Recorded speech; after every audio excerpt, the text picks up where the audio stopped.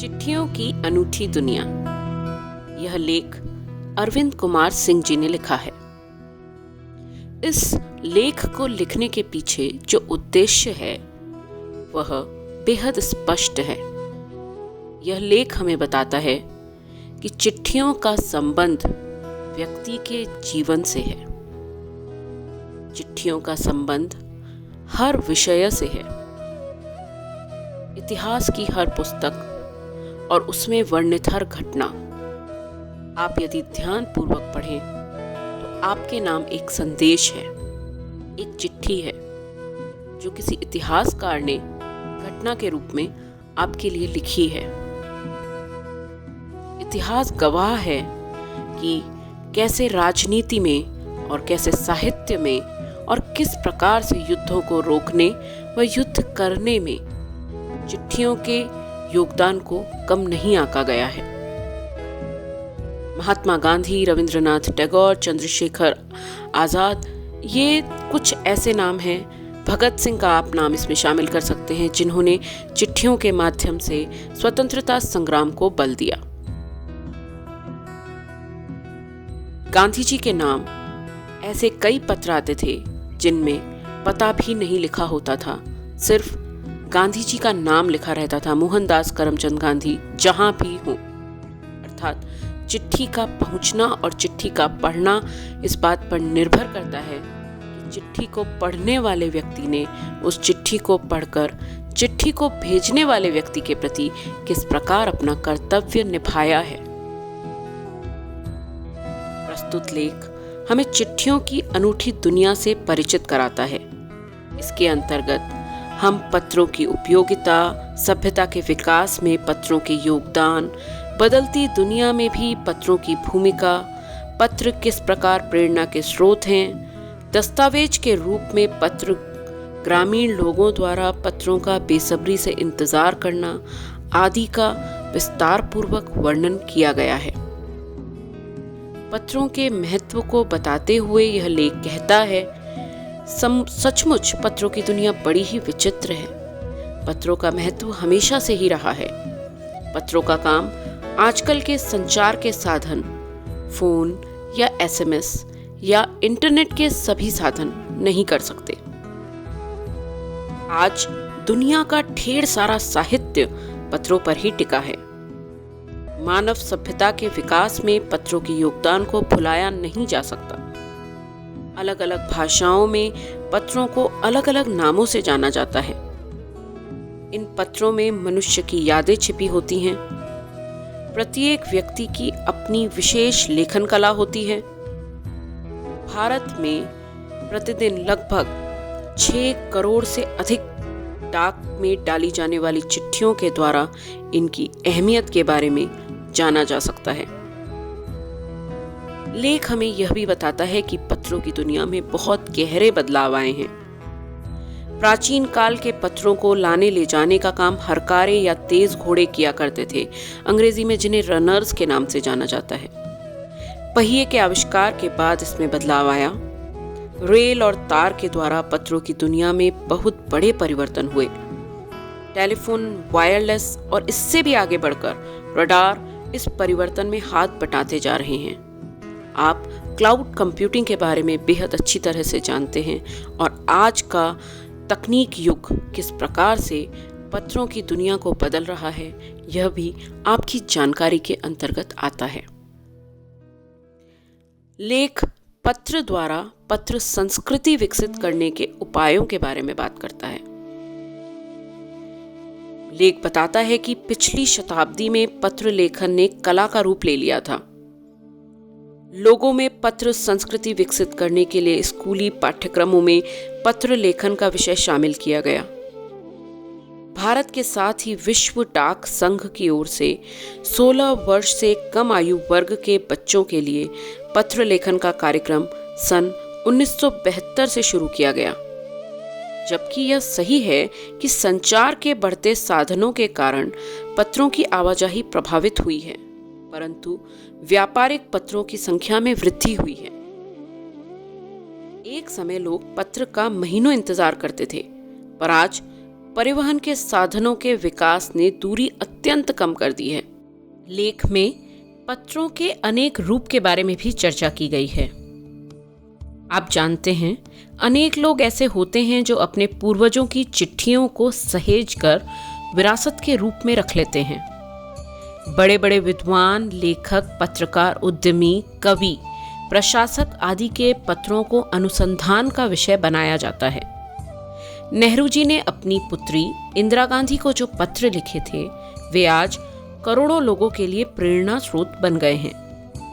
पत्रों को संभाल कर रखा जा सकता है, पर फोन या एसएमएस को नहीं। दुनिया भर में जानी मानी हस्तियों के पत्रों को संग्रहालयों में रखा गया है, जो देश काल जानने समझने के असली पैमाने हैं। पत्रों को लोग एक धरोहर के रूप में संभाल कर रखते हैं। पत्र व्यक्तिगत रूप से आपको भावनात्मक प्रभाव देते हैं। यदि हम महात्मा गांधी की बात यहाँ दोबारा करें तो महात्मा गांधी के पास दुनिया भर से जो पत्र आते थे, उन पर केवल इंडिया लिखा जाता था। वह पत्र उन तक जरूर पहुंच जाता था। गांधी जी इन पत्रों का जवाब स्वयं देते थे। महात्मा गांधी और स्वतंत्रता नायकों के पत्र गांव-गांव मिल जाते हैं। लोग उन्हें प्रशस्ति पत्र जैसा ही मानते हैं। उन पत्रों को उन्होंने फ्रेम करवा कर रख लिया है। पत्र किसी दस्तावेज से कम नहीं होते हैं। श्री बच्चन, जो कि अमिताभ बच्चन जी के पिता हैं, निराला और दयानंद सरस्वती द्वारा लिखे गए पत्र इसके उदाहरण हैं। पत्र व्यवहार की परंपरा के विषय में यह बात भी बताने लायक है कि पत्र व्यवहार की परंपरा भारत में अत्यंत पुरानी है। इसका विकास आजादी के बाद हुआ। पत्र लोगों को जोड़ने का काम करते हैं। संचार के अनेक उन्नत साधन भले ही विकसित हो गए हैं, पर चिट्ठी पत्री की हैसियत अब भी बनी हुई है। शहरी, ग्रामीण, रेगिस्तानी, पहाड़ी, सागर तट, झोपड़पट्टियों या दुर्गम जंगलों में रहने वालों में से जो भी हों, पत्र का इंतजार बेसब्री से करते हैं। करोड़ों लोग खतों और अन्य सेवाओं के लिए डाकघरों के दरवाजे तक आज भी जाते हैं। आज भी दूर देहात में पत्र और मनी ऑर्डर लाने वाले डाकिये को देवदूत के रूप में देखा जाता है। आप पत्रों की इस अनूठी दुनिया के माध्यम से पत्रों के एक ऐसे संसार से अपने आप को परिचित करिए, जो संसार इंटरनेट में भेजे गए ईमेल, विभिन्न चैटिंग ऐप्स में की गई चैट्स और इससे आगे बढ़कर आपके व्यक्तिगत अनुभव का हिस्सा हैं। आप एक पेपर अपने हाथ में लीजिए, एक पेन या पेंसिल लीजिए और उस व्यक्ति को याद करिए जिसे आप एक पत्र लिखना चाहते हैं, और एक बार अपने हाथ से एक हस्तलिखित पत्र अपने मिलने वाले को, अपने मित्र को, अपने माता पिता को या उनमें से किसी को भी जिसको आप पत्र लिखना चाहते हैं लिख डालिए। तब आप वाकई इस अंतर को महसूस कर पाएंगे कि क्यों एसएमएस या ईमेल या किसी भी तरह की चैट आपको पत्र लेखन जैसा आनंद नहीं दे सकती। इस पाठ के द्वारा, इस लेख के द्वारा आप बहुत सारी बातों के बेहद नजदीक पहुंच जाएंगे।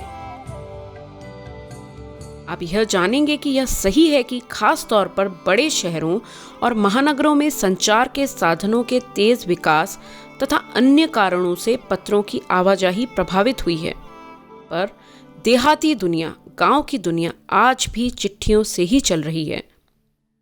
ईमेल, टेलीफोन, इंटरनेट के अन्य साधन तथा मोबाइल ने चिट्ठियों की तेजी को रोका है, पर व्यापारिक डाक की संख्या लगातार बढ़ रही है। हमको यह भी बताता है यह लेख कि पत्रों को तो सहेज कर रख लेते हैं हम, लेकिन एसएमएस संदेशों को आप जल्दी ही भूल जाते हैं। कितने संदेशों को आप सहज कर रख पाते हैं?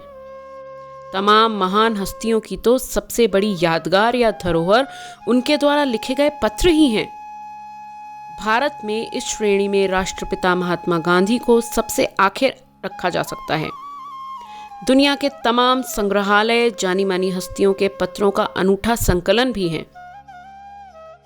इसलिए यह लेख कई मायनों में विशेष हो जाता है और हमें यह बताता है कि पत्रों को जिन विभिन्न नामों से जाना जाता है, जैसे खत, कागज, उत्तरम, जाबू, लेख, गणित, पाती, चिट्ठी, इन सभी शब्दों के साथ जो एक चीज बहुत गहराई से जुड़ी है, वह है आपसी सद्भाव, संचार और किसी अपने दूसरे से बात करने की इच्छा। अर्थात यह लेख उम्मीद है आपको पत्र लेखन कला, पत्र संस्कृति और स्कूली पाठ्यक्रम में पत्र लेखन को शामिल किए जाने के साथ साथ भारत के साथ साथ दुनिया के अन्य देशों में किस प्रकार विश्व डाक संघ कार्य कर रहा है, इस विषय में जागरूक करेगा। आप भी विश्व डाक संघ व राष्ट्रीय पत्र लेखन प्रतियोगिताओं में अवश्य भाग लीजिए। यह आपको जागरूक बनाएगा और आपकी बात को निश्चित मानिए दुनिया तक पहुंचाएगा।